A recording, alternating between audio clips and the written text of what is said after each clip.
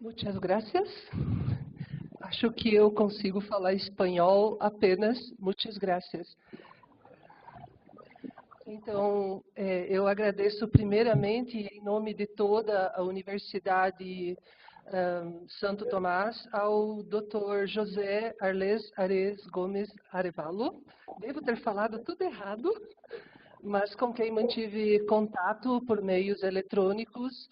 Agradeço também ao meu colega da Universidade de São Paulo, Rogério de Almeida, que já esteve aqui, que indicou meu nome. Eu vou ler em português e vocês podem acompanhar à medida que o texto for baixando aqui no telão. Vocês chamam como telão?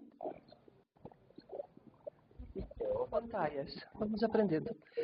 Então, educação de sensibilidade, a maestria dos saberes tradicionais. Eu vou ler essa epígrafe de Gilbert Rym. Por isso, nós que acabamos de dar um lugar tão belo à imaginação, nós vamos nos ajudando. Até para relaxar um pouco.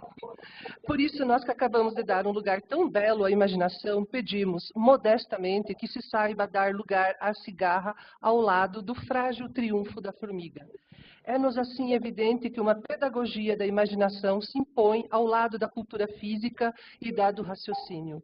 Impõe-se, então, uma educação estética, totalmente humana, como educação fantástica à escala de todos os fantasmas da humanidade. Gilbert Rym.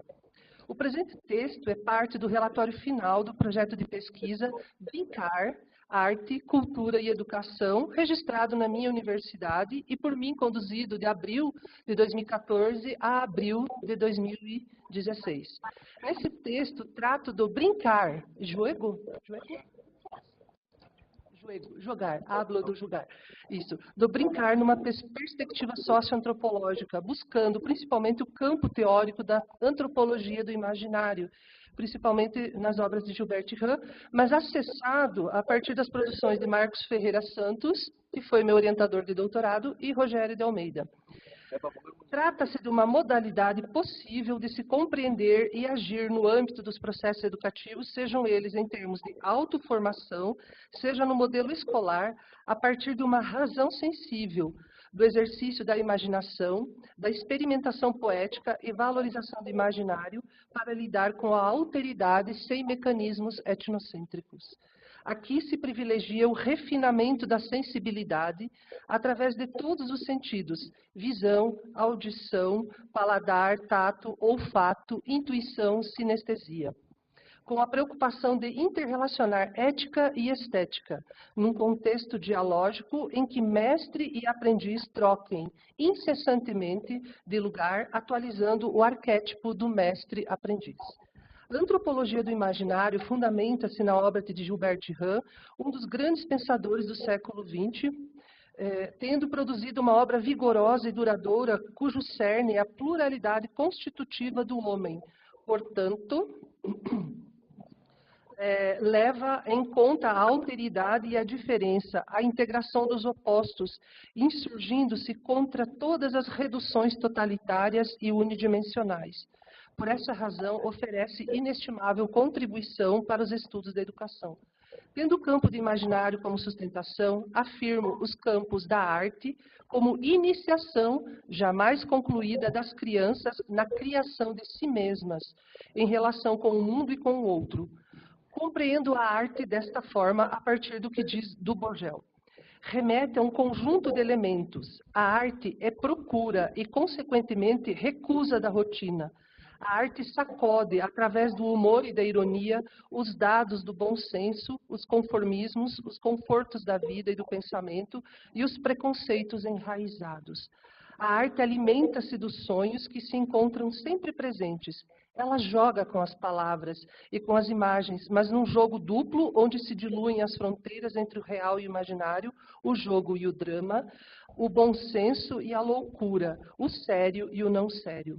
ela é a experiência da beleza, ela é divertimento e felicidade, não se limitando a ser nem uma simples proposta de prazer, nem uma abordagem superficial da estética, nem ainda um lazer em vão. Os processos artísticos representam pelo menos 70% dos processos da inteligência. E se não tivermos problemas em admitir que a inteligência não é de modo algum coextensiva a alguns processos de atividade formal do espírito, mas que comporta igualmente os atos da intuição, da sensibilidade e da imaginação. No embate de forças em que a sociedade contemporânea nos obriga a lutar de acordo com as regras do mercado de trabalho, o ócio, o jogo, o brincar, a imaginação e a arte costumam ser relegados cada vez mais a espaços menores, quase inexistentes, não só para o adulto, como também para as crianças.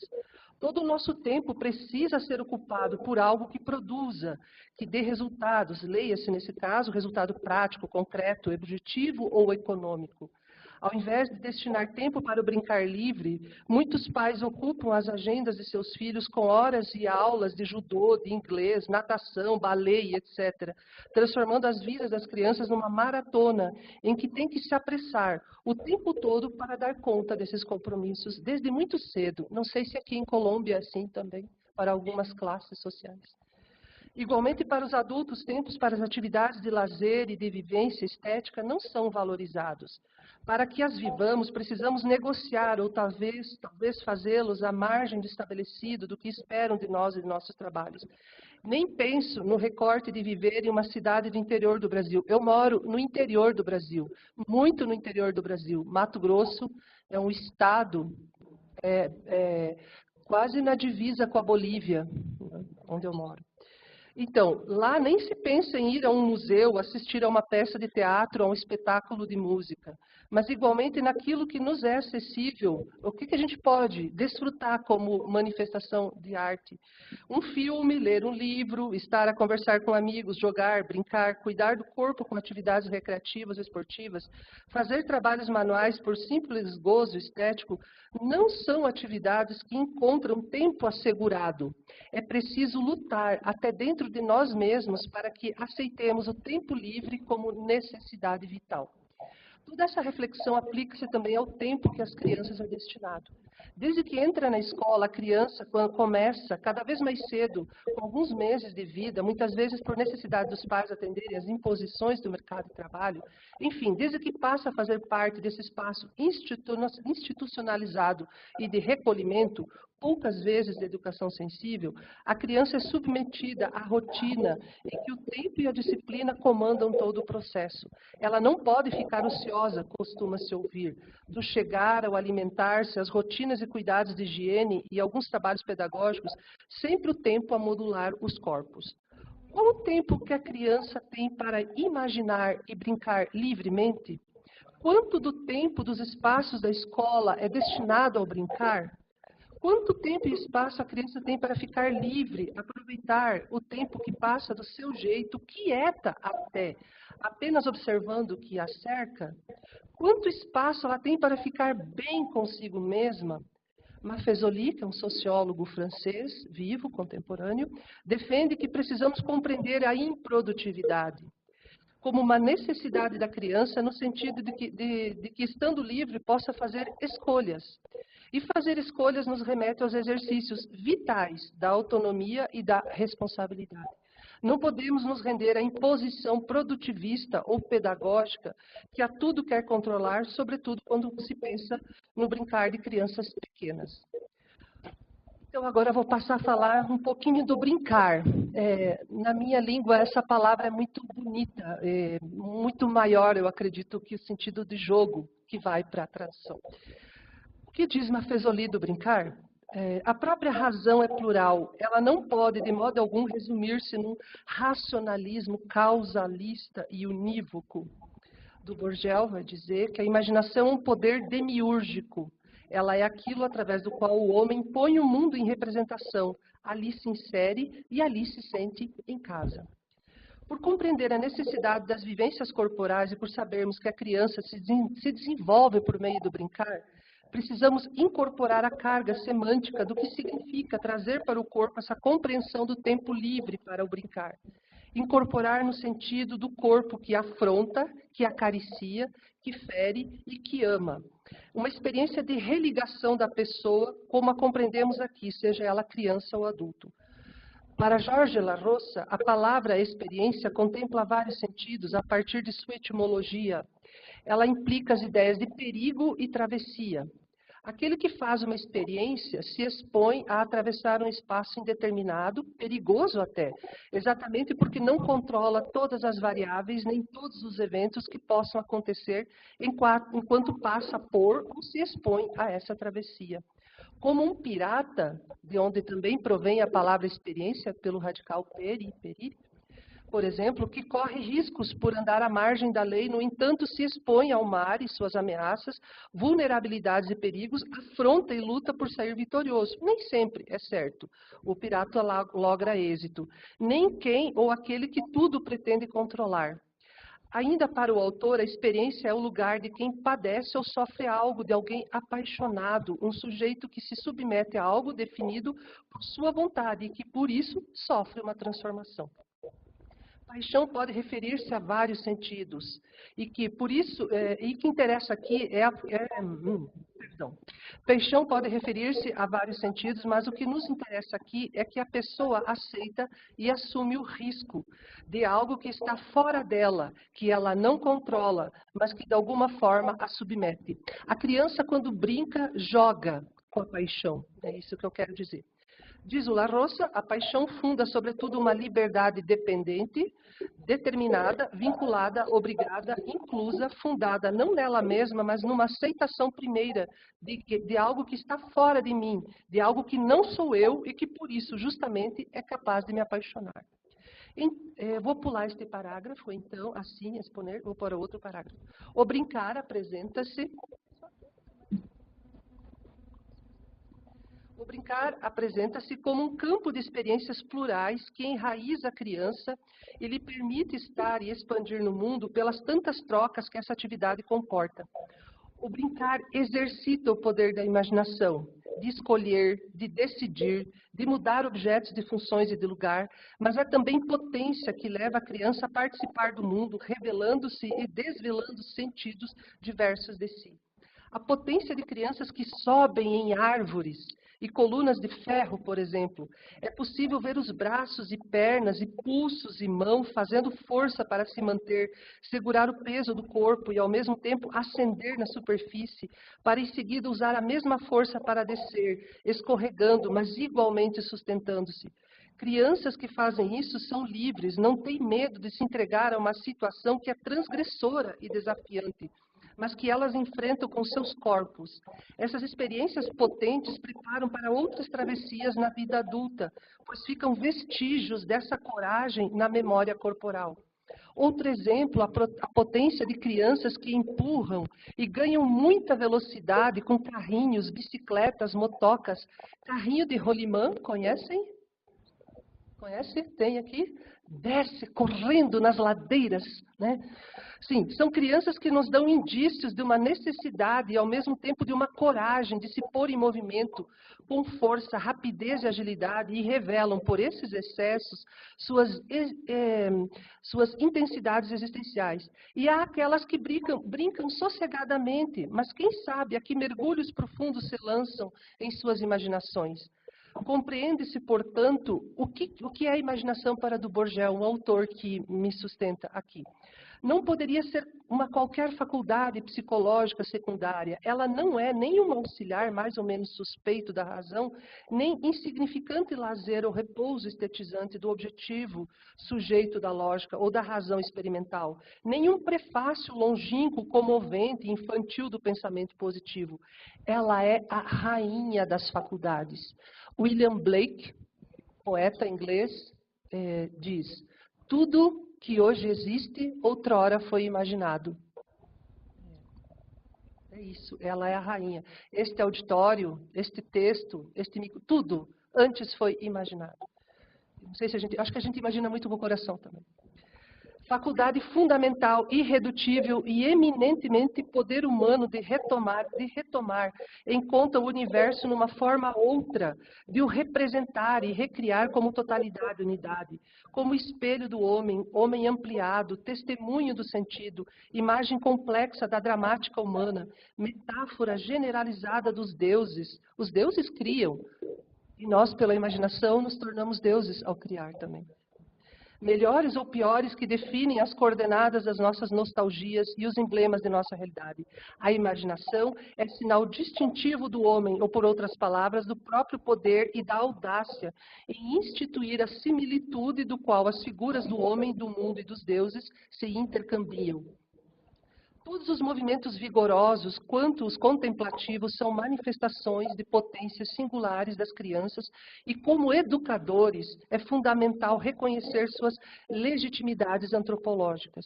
Crianças, quando brincam, costumam trocar objetos de lugar e de função, fazem o trânsito entre o real e o imaginário, elas afirmam a existência, de um ponto de vista bastante nietzschiano, toda vez que criam algo, elas unem o objetivo com o subjetivo, dialogam com o visível e o invisível, lembrando Merleau-Ponty, num jogo em que o mundo se define por suas aberturas aos ímpetos da imaginação criadora, que por seu turno cria uma rede de circulação de saberes que irrigam a vida toda dessas crianças para toda a vida.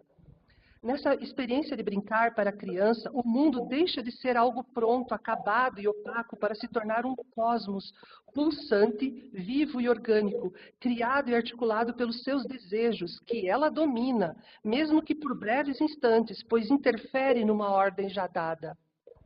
Brincar pressupõe um movimento de transformação e pede uma dose de paixão pelo que se faz num jogo de abertura ao mundo do outro.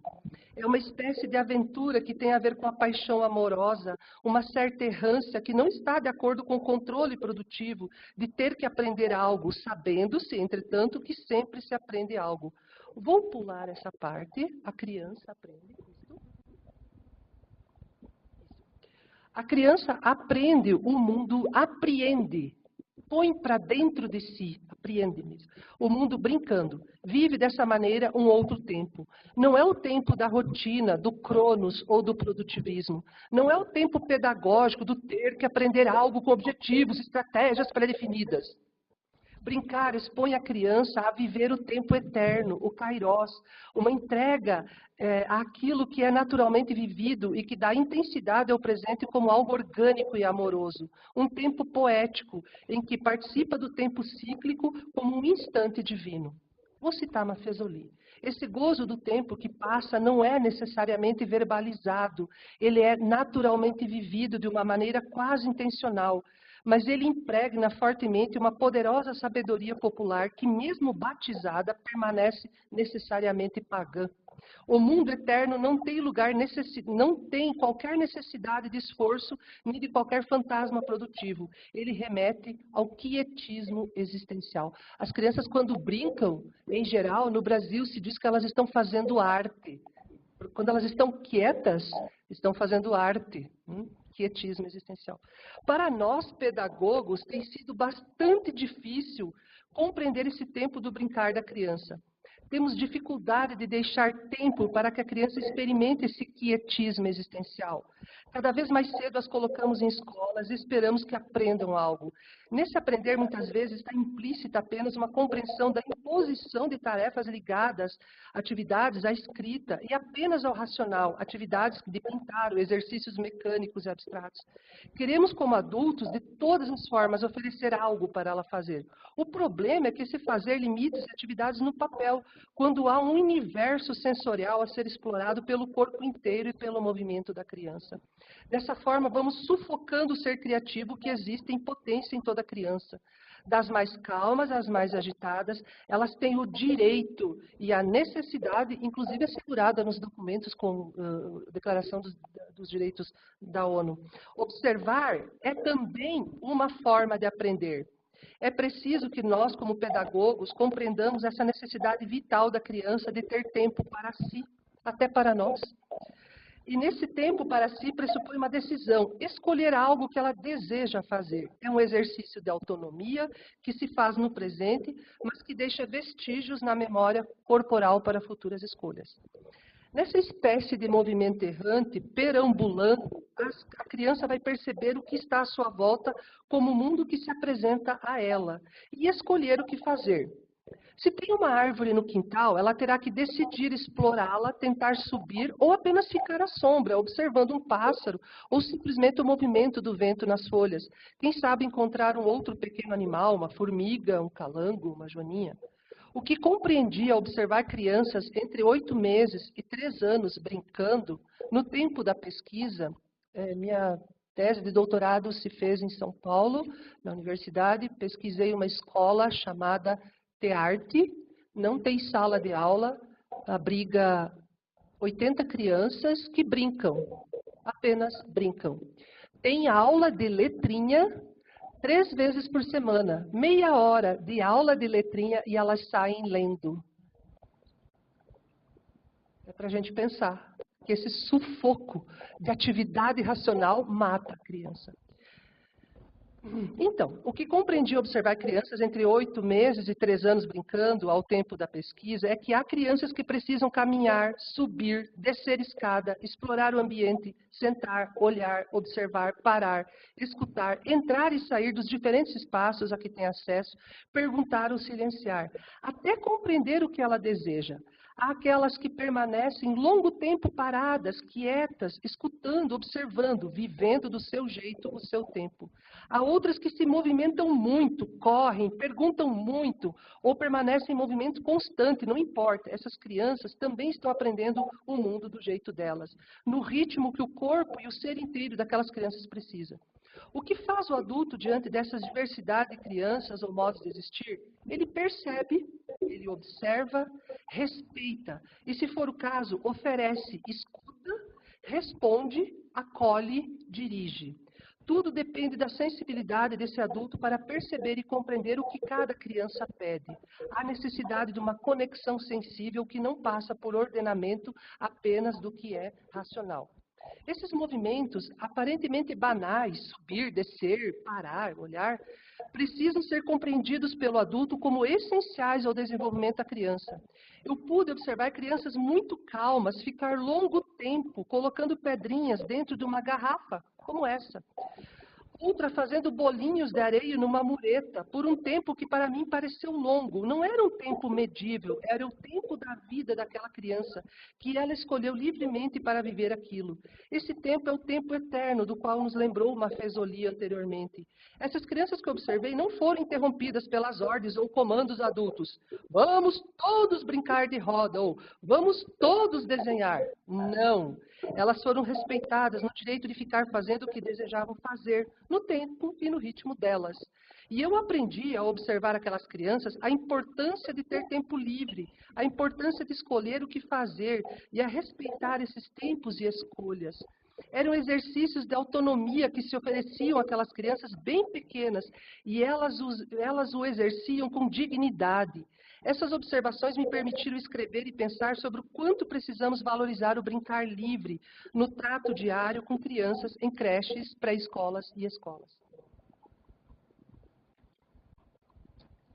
Com isso, não quero dizer que o adulto não possa oferecer atividades às crianças, mas que deve haver um equilíbrio em que se preserve a necessidade da criança ter tempo para si, para ter experiências de autonomia. Vamos pensar um pouquinho como é que o adulto pode propor atividades e brincar com as crianças. Tem uma antropóloga brasileira, ela é argentina de nascimento, se chama Adriana Friedman. Ela diz assim: quando se fala em olhar, observar, escutar crianças, adentramos um universo muito delicado, muito íntimo, pelo qual, antes de mais nada, precisamos ter grande respeito e reverência. O universo das crianças é sagrado.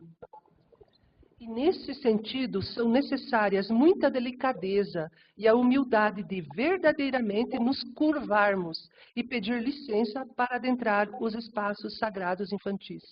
Temos...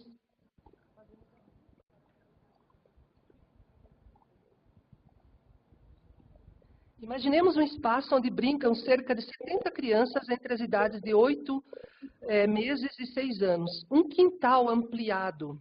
Refiro-me aqui à experiência de pesquisa. Quintal, fundo das casas, isso.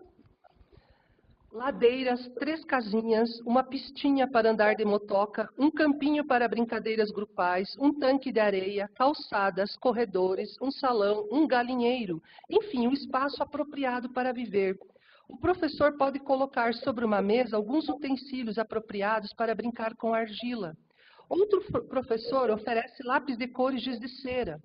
Um terceiro professor, no outro espaço, prepara uma mesa com pincéis, água e tinta guache. No outro tempo, outro professor expõe sobre um tapete papéis, cola e tesoura. Numa roda, outro professor aconchega alguns alunos e começa a contar histórias. Oferece livros de literatura. Ele também pode começar a brincar de roda ou cantar, pode começar a tocar algum instrumento e assim sucessivamente.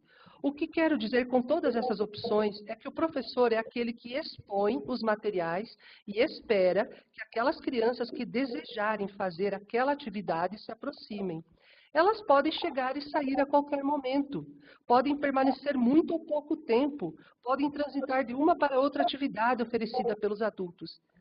Será difícil para os professores pensarem em algo assim, mais aberto para acolher as crianças? Isso é uma pergunta que eu deixo para a plateia. Eu tenho pensado sobre isso e sinto que é preciso que o professor corra o risco de se experimentar nessa outra posição, ou seja, aparentemente ou quase sem controle, ao mesmo tempo em que espera que a criança entre naquela proposta que o professor fez. Tesoura, livro, música, recorte, pintura, contação de história, brincadeira de roda e etc. O controle de si. O professor precisa controlar sua ansiedade, controlar sua emoção e o medo de errar ou dar certo. Desenvolver uma postura de abertura para o que se move, para o que move o desejo da criança enquanto espera. Essa espera precisa ser elaborada em si pelo professor. E eu pude viver essa experiência durante minha pesquisa e posso dizer que não se deu de maneira rápida, nem foi fácil. Precisei de um tempo para eu acreditar que poderia fazer aquilo. Precisei de coragem para me expor ao risco de nenhuma criança aderir à minha proposta. Precisei da colaboração de outros professores que já faziam assim para me apoiar com um simples olhar ou um leve sorriso para confirmar que eu estava agindo bem. Mas tão logo me expus ao risco, muitas crianças vieram até aquela proposta que fiz, num determinado dia, brincar com argila. É necessário sensibilidade. E eu repito a palavra como forma de afirmar, sensibilidade. Sensibilidade amorosa de si, até para aquilo que nos impede de ser mais. Permitir-se sentir o que pulsa em si na criança como desejo e possibilidade de encontro, ou não. E o que fazer se nenhuma criança aderir à minha proposta? No meu caso, o medo de que não viesse nenhuma criança era a maior agonia. Como hoje, será que, e se não viesse ninguém na minha ponência? Medo. Eu precisei elaborar o meu medo, amá-lo, acolhê-lo, até o dia em que resolvi correr o risco, mergulhar, saltar do trampolim, me jogar no caminho, alçar voo, fazer uma proposta com argila. As metáforas me dão a mão e me ajudam a dizer dos sentimentos que me visitaram, enquanto penso e escrevo sobre o medo vivido. E vencido o medo, a experiência se fez. E aí eu cito um trecho da minha tese. O nosso diálogo selava o encanto de brincar. O que você está fazendo, Pedro? Perguntei ao ver que um menino cortava em pedaços quadradinhos de uma massa de argila que ele havia esticado com um rolo. Ele respondeu, estou fazendo carne picadinha. Posso fazer uma vasilha para você pôr a carne picadinha?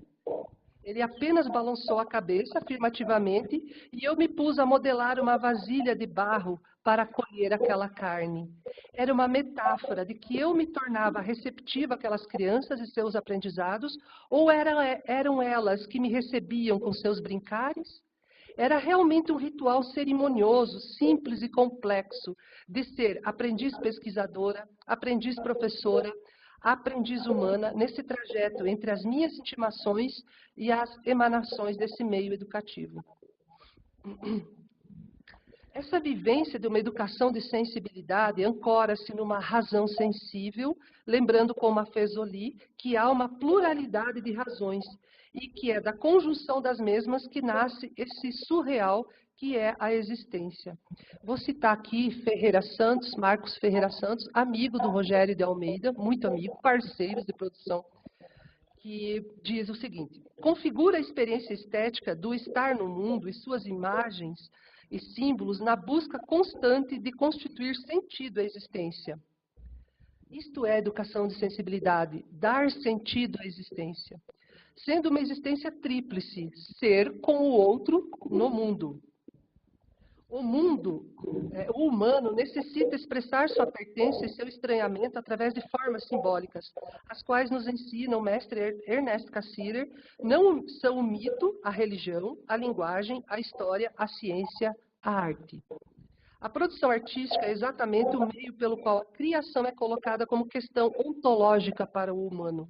A rigor, sem essa criação, não há construção humana, pois é preciso lembrar também que a humanidade em nós é duramente construída no desfile solene dos minutos cotidianos do mais insólito banal. A humanidade em nós não é um dado a priori, é uma construção, um afrontamento. Portanto, há uma função lógica na simbolização da experiência sensível. Vou pular esse em campo. Busca-se assim.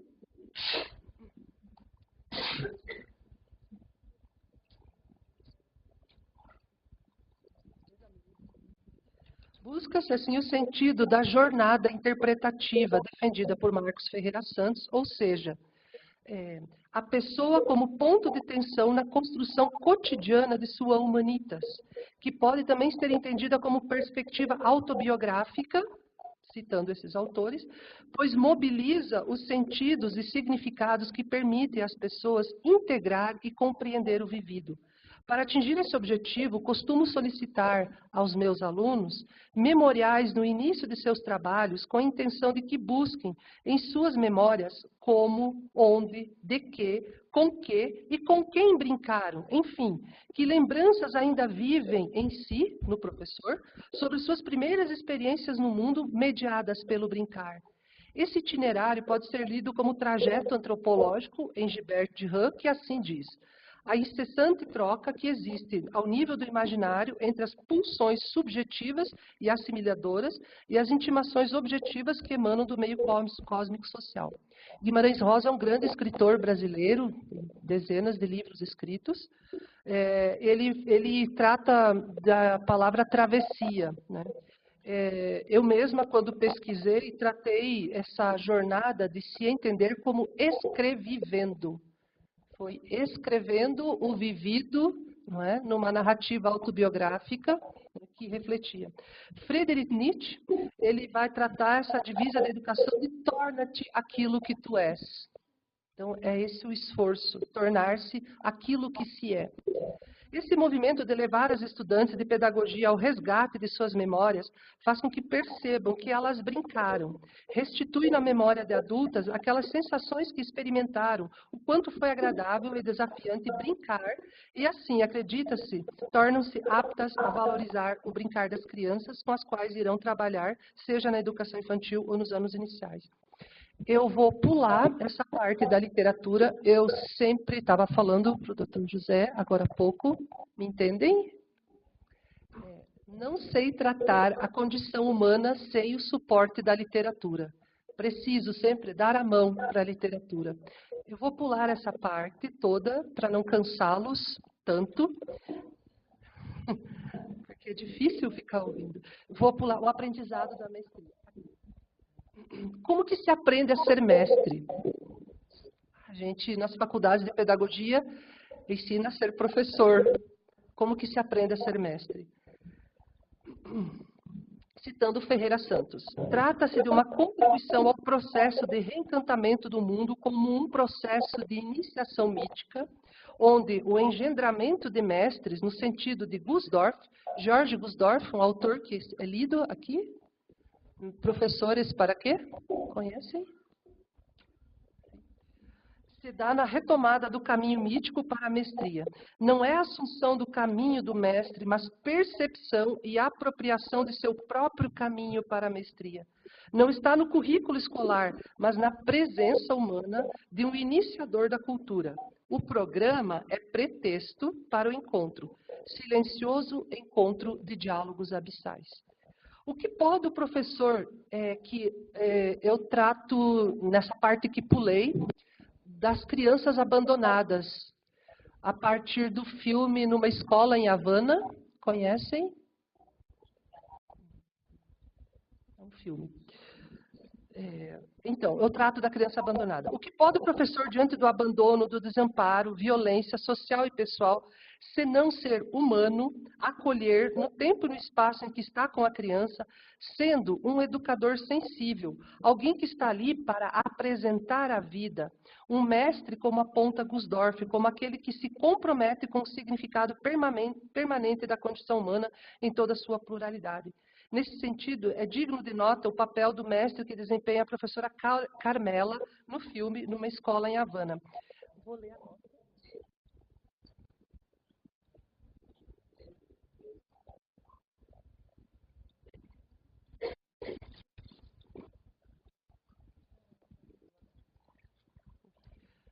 Vamos pular. Para Gusdorff, poucos professores são mestres e, além de tudo, não se faz mestre por decreto ou por colação de grau. Trata-se de um longo caminho da conquista de si, de conhecimento de si, muitas vezes em solidão, esse trabalho quase alquímico de fazer nascer em si o que há de melhor como humano na forma de compreensão, afeto, disponibilidade e sensibilidade para acolher e escutar sem julgar essa outra vida que se apresenta diante de si. Mestre é aquele que trabalha cotidianamente para que aspectos desviantes de sua personalidade se aprimorem no sentido de tornar-se parteiro de si mesmo, fazendo vir à luz o que de melhor palpita em si, para posteriormente fazer nascer o melhor do outro. Somente aquele que faz esse caminho, normalmente acompanhado por outro mestre, é que se torna apto à mestria junto de outros. E assim, pela graça do encontro, uma vida foi mudada. Lembramos que o encontro com o mestre pode se dar sob a forma de uma pessoa ou uma obra de um escritor ou de vários escritores na forma de livros e filmes. É nesse sentido que a presença real de Schopenhauer não foi dada a Nietzsche. O mestre só agiu sobre o discípulo pela ressonância de seus escritos. O mesmo autor nos mostra como Sócrates agia. Mestre da ironia, Sócrates questiona, refuta, argumenta, faz o interlocutor cair em contradições, mas não fornece à perturbação que provoca uma solução pré-fabricada. Ele desvenda enigmas, jamais dá a palavra do enigma. Nada permite esclarecer melhor o enigma do ensino. Sócrates não defende a sua própria causa pela simples razão de que a verdade nunca pode ser um presente dada por um homem a outro homem. Ela é fruto de uma investigação, de uma conquista de cada um. Portanto, mais do que dar respostas, um mestre nos devolve a nós mesmos, nesse exercício infindável de tornar-se quem se é, tomando uma expressão cara a Nietzsche. Entender o sentido profundo da mestria é uma das exigências para uma educação de sensibilidade postulada aqui desde o início deste texto. Não se trata de relação de subordinação, mas de confiança pelo exercício de uma humildade forjada na escuta e olhar sensível e, ao mesmo tempo, exigente para com o nosso aprendiz.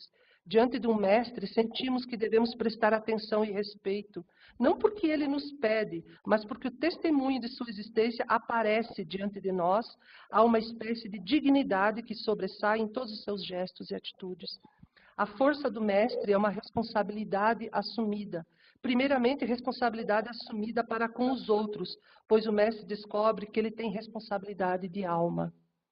Gusdorff nos lembra que nem todo professor é mestre, mas que na humanidade muitos assim se fizeram e deixaram pistas, e com eles podemos aprender.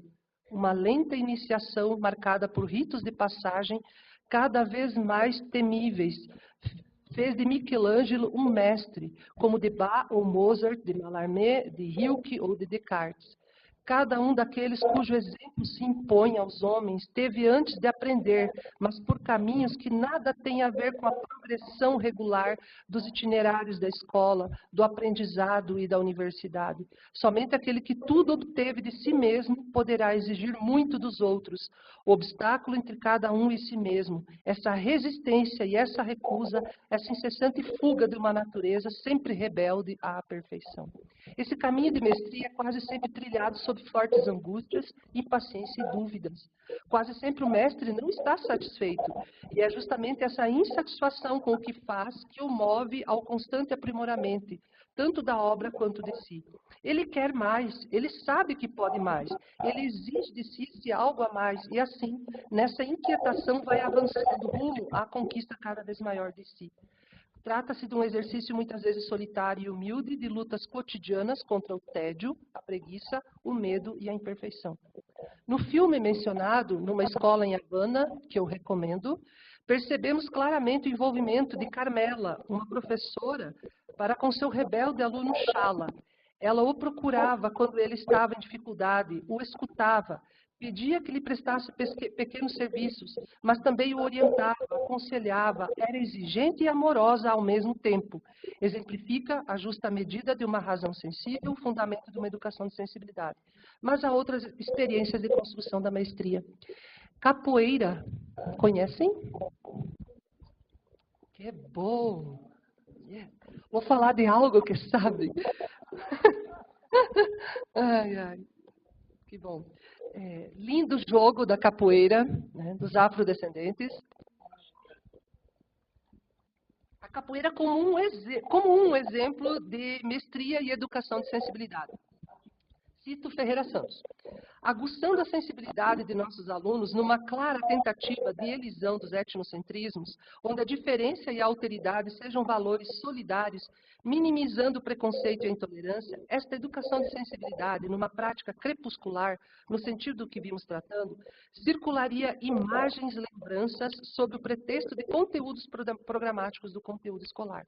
Tal prática desemboca na iniciação à humanidade no humano e na constituição e engendramento de mestres, no sentido preciso de Gusdorff. Para tanto, uma abertura inicial é imprescindível. Na nova atitude e mentalidade, percebemos algo tão antigo como arquetipal, a paixão pelo outro, a abertura na presença humana, numa palavra, respeito. Afinados com a epígrafe acima, assim como agem os mestres nas rodas de capoeira, uma manifestação cultural brasileira reconhecida por sua riqueza musical e gestual, o que a aproxima de uma espécie de dança que lembra jogos de combate de sociedades tradicionais. Citando um texto do Instituto de Pesquisas sobre a Capoeira. A roda de capoeira, nesse sentido, é a forma de expressão que permitiu o aprendizado e a expansão do jogo. Nela se encenam golpes e movimentos acrobáticos, cânticos antigos são reatualizados e outros são inventados, acompanhados por uma orquestra de instrumentos que produz uma sonoridade múltipla e, ao mesmo tempo, característica da arte. A roda é um momento determinante da prática da capoeira que não pode ser ignorado. Seja na capoeira Angola, regional ou outra que funda suas vertentes, a roda é um espaço de criação artística e de performance cultural em que se realiza plenamente a multidimensionalidade da capoeira. Portanto, a roda também precisa ser registrada, assim como os mestres, depositários do saber imaterial da capoeira. A legitimidade dos mestres, dos saberes de um mestre de capoeira é construída ao longo de muito tempo de preparo, como se fosse uma árvore, que desde as suas raízes mais profundas e ancestrais, faz vir à copa os frutos para continuar sua espécie. Em geral, são reconhecidos como pessoas acolhedoras, sensíveis e fortes, ao mesmo tempo alegres e exigentes, sabem como construir relações respeitosas, sabem como exigir para que seus aprendizes tenham disciplina, executem os movimentos rumo a uma perfeição lenta, porém contínua.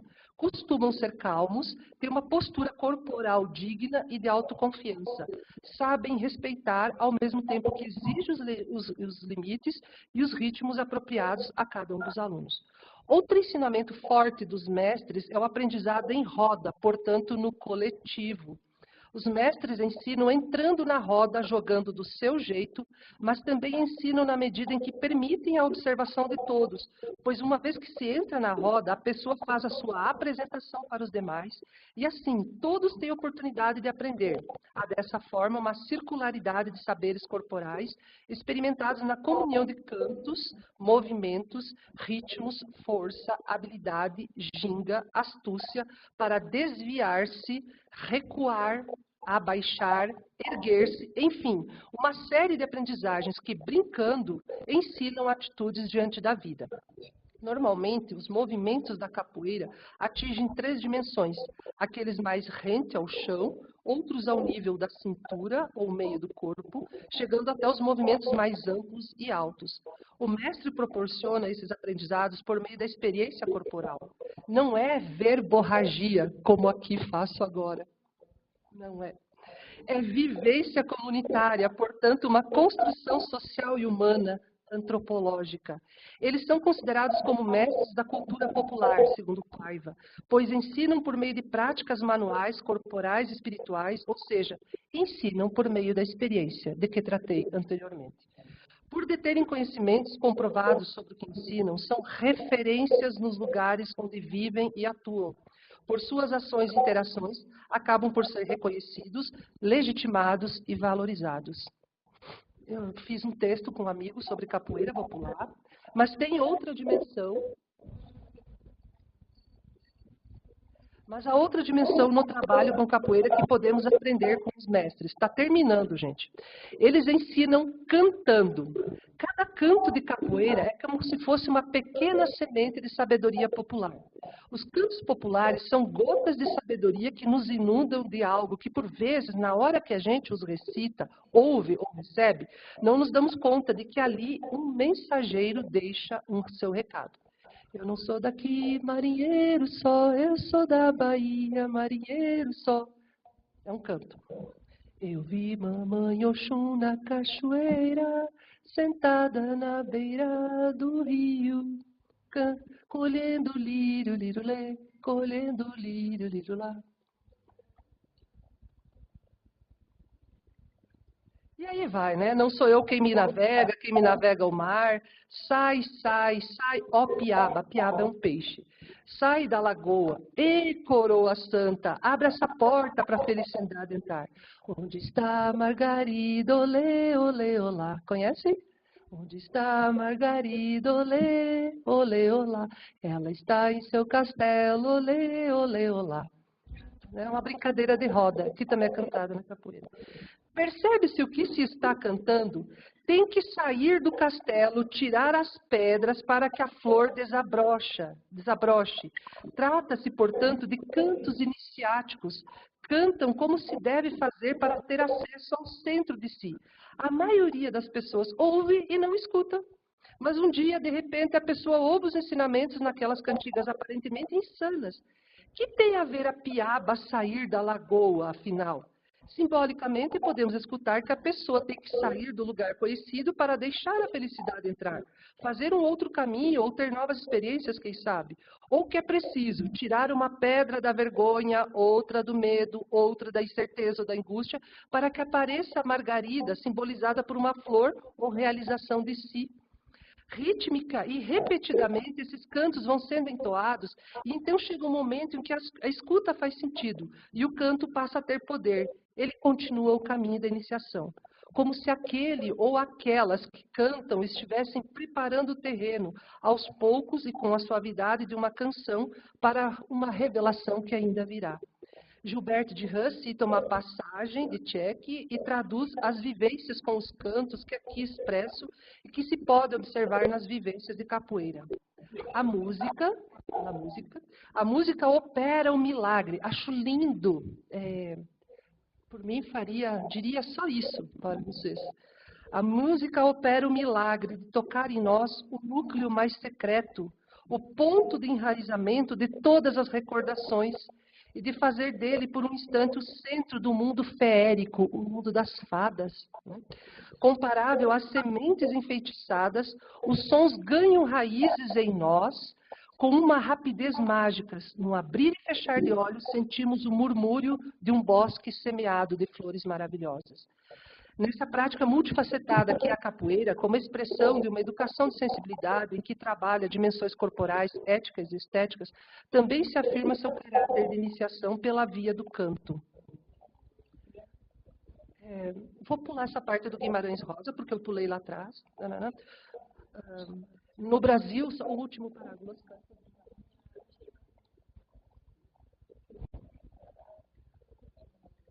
Aqui em Colômbia, as pessoas costumam cantar enquanto trabalham. Temos no Brasil também. Os cantos de trabalho, os aboios dos boiadeiros, as cantorias das quebradeiras de coco ou das tecelãs de sisal lembram miticamente quem somos, onde estamos e o que estamos fazendo. Qual seria o canto dos professores e professoras? Fica essa pergunta para pensarmos com sensibilidade. Talvez semear entre os terrenos possíveis e nas escolas as sementes de outros cantos para congregar outros saberes que não só os do ensino, que nada ensinam de si, não colocam os alunos na sua sina, porque ensinar é colocar na sina de cada um. Está terminando! Considerações infindas. Vou novamente ler uma epígrafe do meu orientador. Ele diz assim: entendida desta forma, a educação de sensibilidade perpassa as práticas iniciáticas à cultura, o mundo simbólico, através da cultura, no sentido agrário e hermesiano, das várias culturas de grupos sociais num determinado espaço-tempo. Valendo-se das artes, por isso citei a capoeira, por isso não li, mas cito aqui no texto a literatura, né? As artes plásticas, musicais, literárias, videográficas e fílmicas, em que as imagens e os símbolos articulados em narrativas articulam, por sua vez, o patrimônio histórico-cultural do humano e sua memória com o repertório cultural cotidiano dos alunos e suas trajetórias individuais, tornando-os significativos e possibilitando-lhes a sua apropriação, perlaboração e reelaboração poética. O conhecimento retorna, então, ao coração, cumprido o seu destino. Ao descrever o que é um mestre de capoeira, volto o olhar para o professor como mestre, e então percebo o quanto nos distanciamos da mestria em nossas escolas. No entanto, esse texto busca afirmar essa dimensão tanto pela via do brincar, da capoeira e da literatura. Os mestres de capoeira contribuem na formação humana das crianças, adolescentes e jovens e adultos que se iniciam na roda por meio do exercício corporal e dos cantos.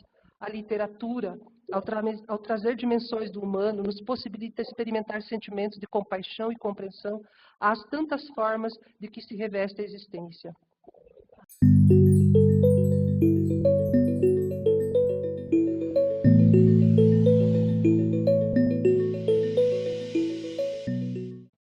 Institución de Educación Superior, sujeta a inspección y vigilancia por el Ministerio de Educación Nacional.